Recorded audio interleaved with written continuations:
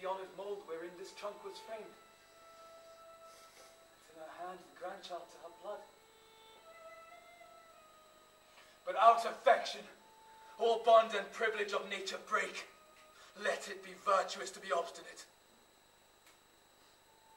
What is that courtesy worth? Or those dove's eyes that can make gods forsworn? I melt, and am not of stronger earth than others. My mother bows, as if Olympus to a molehill should in supplication nod. And my young boy hath an aspect of intercession, which great nature cries, deny not. But let the Volscians plough Rome and harrow Italy. I'll never be such a gosling as to obey instinct, but stand as if a man were author of himself and knew no other kin. My lord and husband. These eyes are not the same I wore in Rome. The sorrow that delivers us thus changed makes you think so. Like a dull actor, I forgot my part, and am out even to a full disgrace.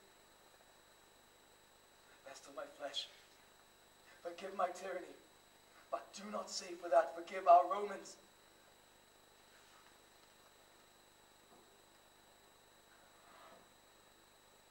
A kiss, long is my exile, sweet is my revenge.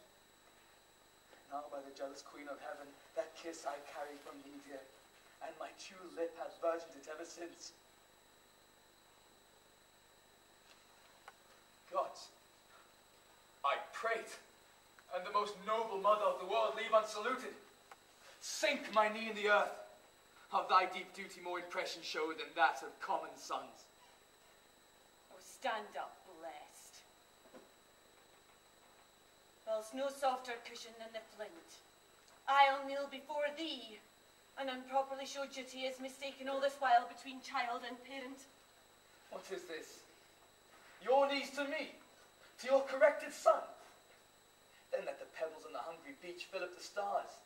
Then let the mutinous winds strike up the proud cedars against the fiery sun, murdering impossibility to make what cannot be slight work. Thou art my warrior. I hope to frame thee. Do you know this lady? The noble sister of Publicola, dear Valeria? This is a poor epitome of yours, who by the interpretation of full time may show like all yourself. The god of soldiers, with the consent of supreme Jove, inform thy thoughts with nobleness, that thou mayst prove to shame unvulnerable, and stick in the wars like a great sea mark, standing every flaw, and saving those that eye thee. Your knee, Sara. That's my brave boy.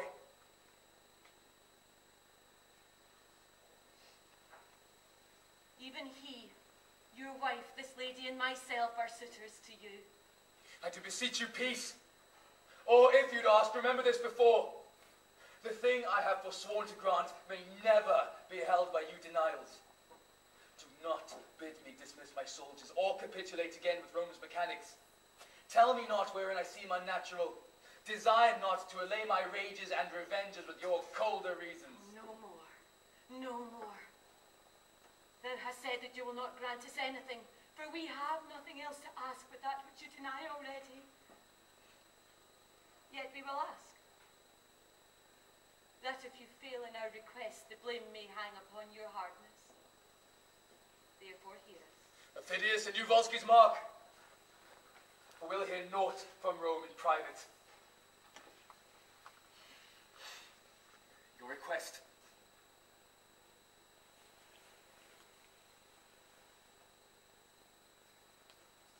Should we be silent and not speak, our raiment and state of bodies would bewray what life we have led since thy exile. Think with thyself, how more unfortunate than all living women are we come hither, since that thy sight, which should make our eyes flow with joy and our hearts dance with comforts, constrains them weep and shake with fear and sorrow, making the mother, wife, and child to see the son, husband, and father tearing his country's bowels out. And to poor we thine enmity's most capital. Thou barstest our prayers to the gods that all but we enjoy. For how can we to our country pray whereto we are bound, together with thy victory whereto we are bound? Alack, or we must lose the country, our dear nurse, or else thy person, our comfort in the country. We must find an evident calamity, though we had our wish which side should win. For either thou must, as a foreign recreant, be led manacled through our streets, or else triumphantly tread on thy country's ruin, and bear the palm for having bravely shed thy wife and children's blood. For myself, son, I purpose not to wait on fortune till these wars determine.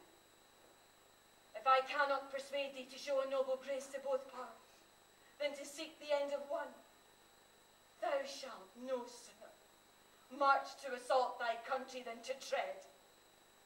Trust to it, thou shalt not, when thy mother's womb brought thee into this world. Aye, and mine, that brought you forth this boy to keep your name living through time. You shall not tread on me. I shall run inside beggar. Thou fight. Not of a woman's tenderness to be, requires no child, no woman's face to see. I have sat too long. Nay! Go not from us thus. If it were so that our request did tend to save the Romans, thereby to destroy the Volskis whom you serve, you might condemn us as poisonous of your honour. No. Our suit is that you reconcile them. While the Volskis may say this mercy we have showed, the Romans this we have received, and to each and either side give the all hail to thee, and cry, be blessed for making up this peace.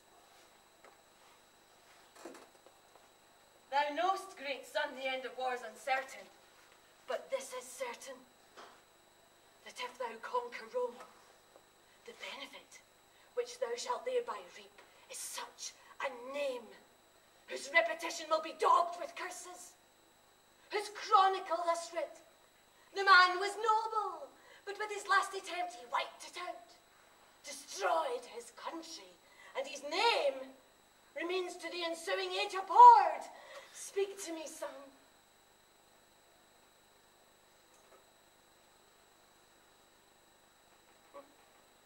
Thou hast affected the fine strains of honour to imitate the graces of the gods, to tear with thunder the wide cheeks of the air, and yet to charge thy sulphur with a bolt that should but rive an oak.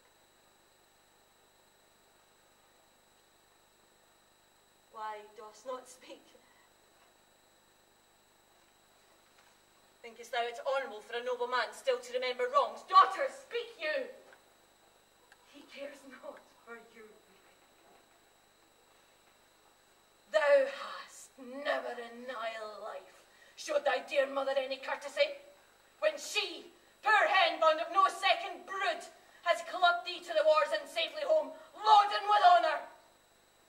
Say my requests unjust and spurn me back. But if it be not so,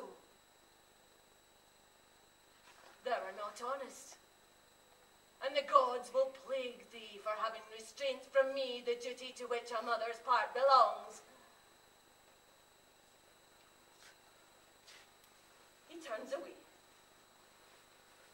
Down, ladies, let us shame him with our knees. To his surname Coriolanus longs more pity than pride to our prayers. Down, an end, and this is the last. So we will home to Rome and die among our neighbours.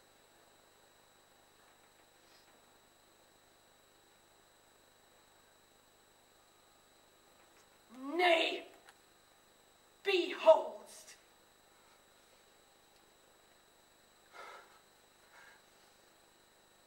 boy who cannot tell what he would have, does kneel and hold up hands for fellowship, does reason our petition with more strength than thou hast to deny it.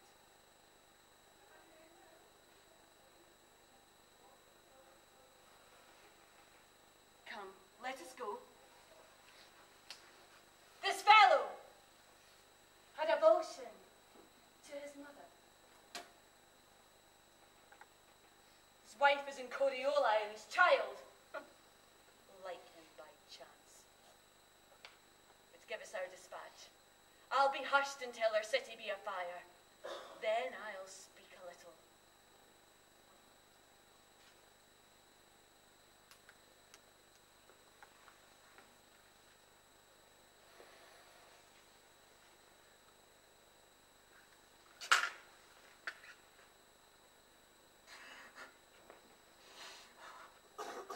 Oh, Mother.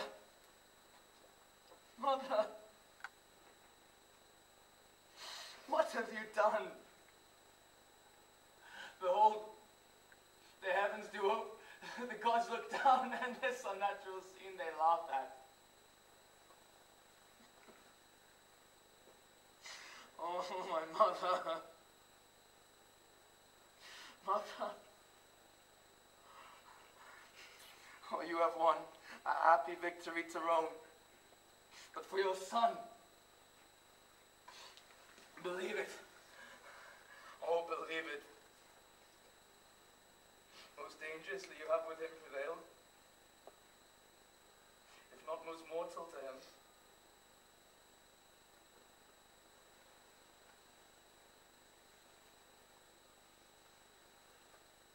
But let it come. Ophidius, though I cannot make true wars, I'll frame convenient peace. Now, good Ophidius, were you in my stead, would you have heard a mother less, or granted less, Ophidius? I was moved with love. I dare be sworn you were. And sir, it is no little thing to make mine eyes to sweat compassion. But good Ophidius, what peace you'll make, advise me. For my part, I'll not to Rome. I'll back with you, and pray you stand to me in this cause. Oh, mother, why? I am glad that I set thy mercy and thy honour at difference in thee. Out of that I'll work myself a former fortune.